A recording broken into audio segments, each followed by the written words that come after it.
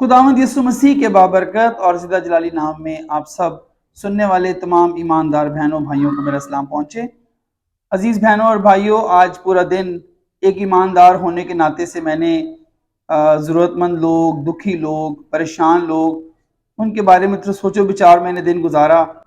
تو میں نے مناسب جانا خداوند کے کلام مقدس میں سے لوکا کی انجیل اس کا 16 باب اس کی 19ویں آیت سے 21ویں آیت تک خدا کے کلام مقدس میں سے پڑھوں گا۔ ایک دولت مند تھا جو ارغوانی اور مہین کپڑے پہنتا اور ہر روز خوشی مناتا اور شان و شوکت سے رہتا تھا، اور لازر نام ایک غریب ناسوروں سے بھرا ہوا اس کے دروازہ پر ڈالا گیا تھا۔ اسے آرزو تھی کہ دولت مند کی میز سے گرے ہوئے ٹکڑوں سے اپنا پیٹ بھرے، بلکہ کتے بھی آ کر اس کے ناسور چاٹتے تھے۔ عزیز بہنوں اور بھائیوں، غریب لوگ جو ہیں وہ اس روئے زمین کے اوپر امیر لوگوں کے لیے، مڈل کلاس لوگوں کے لیے، صاحب حیثیت لوگوں کے لیے، جن کے پاس وسائل ہیں ان کے لیے، امیر لوگ جو ہیں ان کے لیے وہ غریب لوگ ایک امتحانی پرچہ ہیں، ایک ٹیسٹنگ پیپر ہیں۔ بائبل مقدس میں ہم نے ابھی پڑھا کہ ایک امیر تھا اور ایک غریب لازر تھا۔ اس کہانی میں غریب کا تو نام بتایا گیا ہے کہ لازر نام تھا، لیکن امیر کا نام بتانا پسند نہیں کیا گیا، امیر کے نام کا ذکر نہیں کیا گیا۔ کلام میں لکھا ہے غریب لازر ناسوروں سے بھرا ہوا تھا۔ اس کے ماں باپ کا ذکر نہیں، اس کے بہن بھائیوں کا ذکر نہیں، اس کے کاروبار کا ذکر نہیں، اس کی کسی بھی ایسی سہولت کا ذکر نہیں ہے۔ وہ ناسوروں سے بھرا ہوا تھا اور امیر آدمی کے دروازے پر ڈالا گیا تھا۔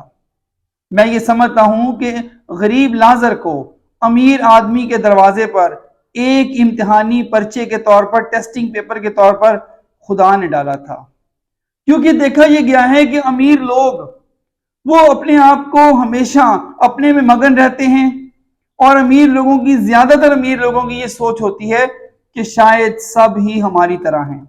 سارے امیر بھی ایک جیسے نہیں ہوتے، سارے غریب بھی ایک جیسے نہیں ہوتے، لیکن اکثریت کو عام طور پر یہ دیکھا گیا ہے کہ امیروں کی سوچ ہوتی ہے کہ سارے میری طرح کے ہی ہیں، ہماری طرح کے ہیں۔ تو امیر لوگ جو ہیں وہ اتنی زحمت نہیں کرتے کہ غریب بستیوں میں جائیں، غریبوں کا حال دیکھیں، بھوکے ننگے اور پریشان اور تکلیف زدہ لوگوں کو جا کے دیکھیں، ان کے ساتھ خوشیاں بانٹیں، اور وہ بس امیر لوگ یہ سوچتے رہتے ہیں کہ ہم جو ہیں جیسے ہم ہیں ویسے ہی سب ہیں۔ تو یہاں پر بھی اس حوالے میں ایک امیر کا ذکر کیا گیا ہے کہ وہ ارغوانی پوشاکیں پہنتا تھا، ہر روز خوشی مناتا تھا، اور وہ اچھے اچھے کھانے کھاتا تھا، دعوتیں مناتا تھا، جبکہ اس کے دروازے پر ایک غریب لازر کو ڈالا گیا تھا اور وہ ناسوروں سے بھرا ہوا تھا۔ غریب جو ہیں وہ ہمارے لیے ایک امتحانی پرچہ ہیں۔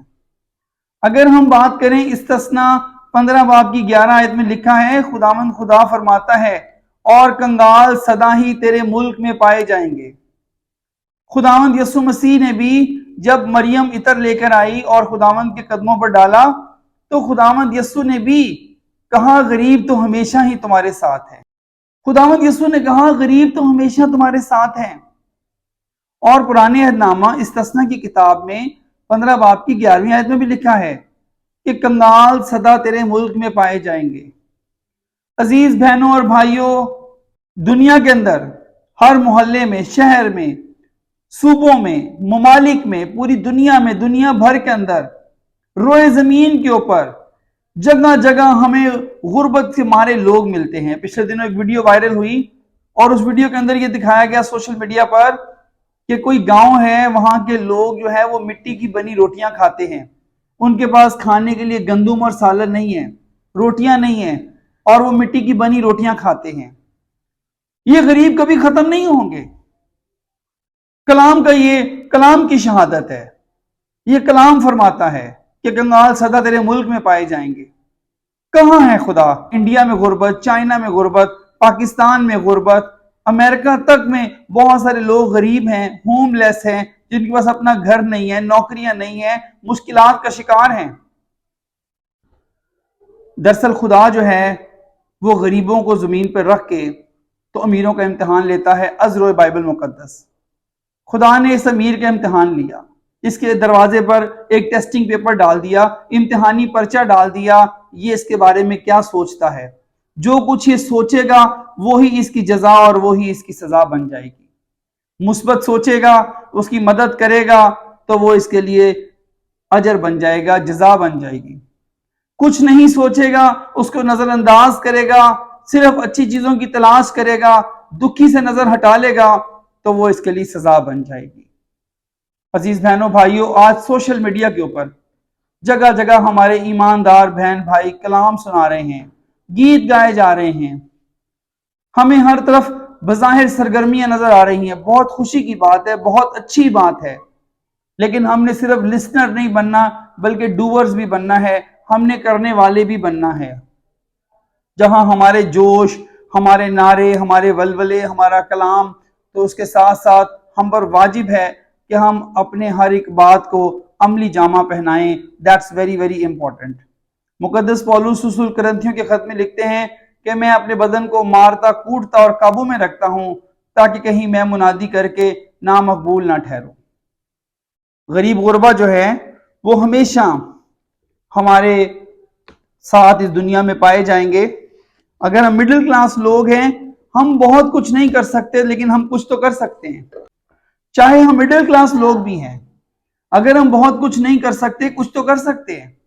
ہماری سوچ پہ ڈیپینڈ کرتا ہے۔ اس امیر شخص نے اس کے ساتھ کسی طرح کا کوئی سلوک نہیں کیا۔ کلام میں لکھا ہے جو میز سے ٹکڑے گرتے تھے، اس کی خواہش ہوتی تھی کہ وہ غریب لازر اس کو کھائے، لیکن میز سے گرے ٹکڑے تو کتے ہی کھاتے ہیں، انسان تو کھاتے بھی نہیں ہیں۔ تو لیکن وہ اس حد تک مصیبت اور پریشانی میں تھا کہ وہ میز کے گرے ہوئے ٹکڑے کھانے کے لیے بھی تیار تھا، لیکن وہ بھی اسے نصیب نہیں ہوئے۔ اور امیر آدمی خوشیاں منا کر تو وہ دنیا سے چلا گیا۔ آپ یہ دیکھیں یہ کیسی حیرت کی بات ہے۔ امیر کو دکھ کا تجربہ نہیں تھا کہ دکھ ہوتا کیا ہے، اور غریب کو خوشی کا تجربہ نہیں تھا، لیکن کلام میں لکھا ہے دونوں مر گئے۔ فرشتوں نے امیر آدمی کو لے جا کر عالم ارواح میں عذاب کی جگہ پر چھوڑ دیا، اور غریب لازر کو، ناسوروں سے بھرے ہوئے لازر کو انہوں نے لے جا کر باپ ابراہیم کی گود میں چھوڑ دیا۔ اس کو خوشی کا تجربہ نہیں تھا، اس کو امیری کا تجربہ نہیں تھا۔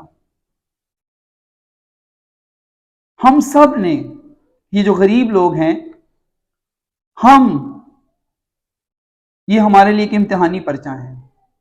ہمیں ان کے بارے میں سوچنا بہت ضروری ہے، اپنی روٹی بانٹ کھانا بہت ضروری ہے۔ ہم کچھ نہ کچھ حصہ ضرور ان کے لیے نکالیں، ہم ضرور ان کے بارے میں سوچیں۔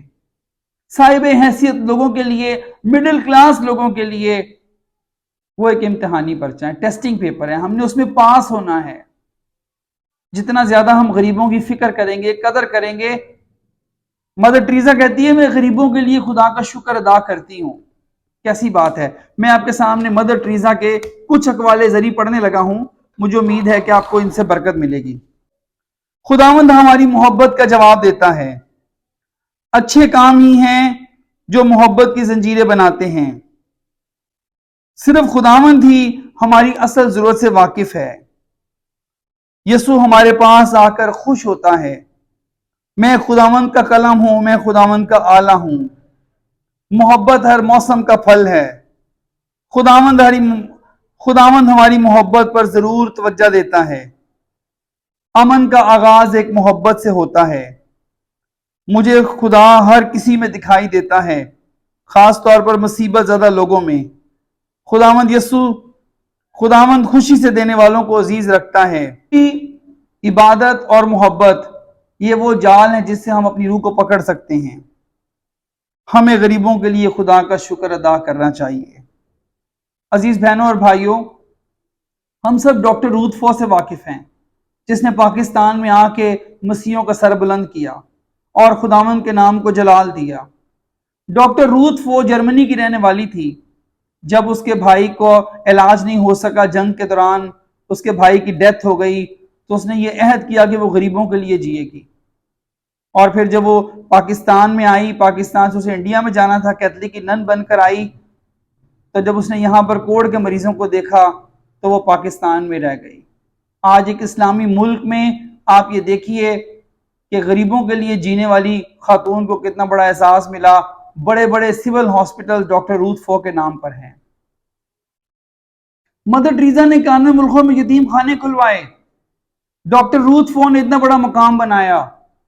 عزیز بہنوں بھائیوں، گیت گانا تو بہت آسان ہے، نعرے لگانے بڑے آسان ہیں، کلام سنانا بہت آسان ہے، مذہبی تو انسان 2 مہینے میں بن جاتا ہے، لیکن اچھی بات ہے ہم اسے ڈینائی نہیں کر سکتے، یہ عبادت کا حصہ ہے، ہم اس کی تعظیم کرتے ہیں، لیکن مزہ تو تب ہے کہ ہم بھی مدر ٹریزا کی طرح، ڈاکٹر روتھ فو کی طرح اور بہت سارے مقدسین ایسے ہیں ان کی طرح ہم غریبوں کا بھی خیال رکھیں، ان کو امتحانی پرچہ جان کر ان کی خدمت کریں، تو اس سے ہمارا خدا خوش ہوگا۔